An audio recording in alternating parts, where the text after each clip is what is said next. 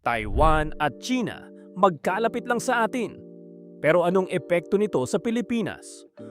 Kung sakaling magkagulo sa Taiwan at China, bakit kailangan pa nating mag-alala nasa Pilipinas naman tayo? Grabe, sobrang lapit pala ng Taiwan sa Batanes. Makikita mo pa ito sa isang clear day.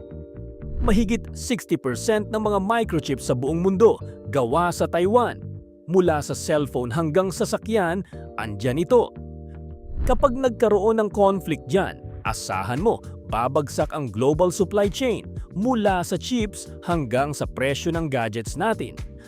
Apat na paraan tayo maaapektuhan mula sa OFWs natin hanggang sa supply chain, EDCA sites at diplomacy.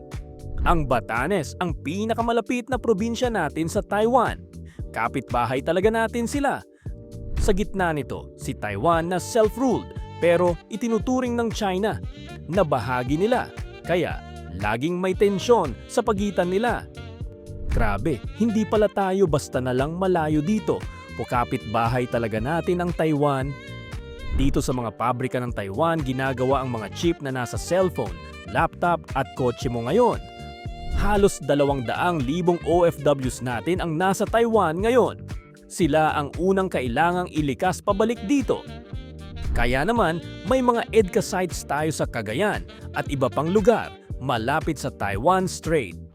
Malamang din, gagamitin ng Amerika ang mga EDCA sites natin para magpadala ng tulong o puwersa na pwede tayong madamay.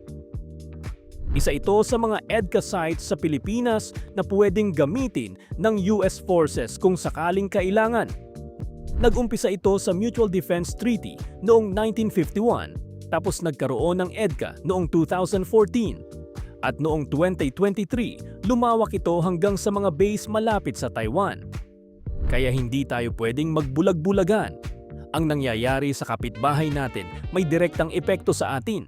Kaya pala, napakahalaga ng diplomacy at kapayapaan sa Taiwan Strait.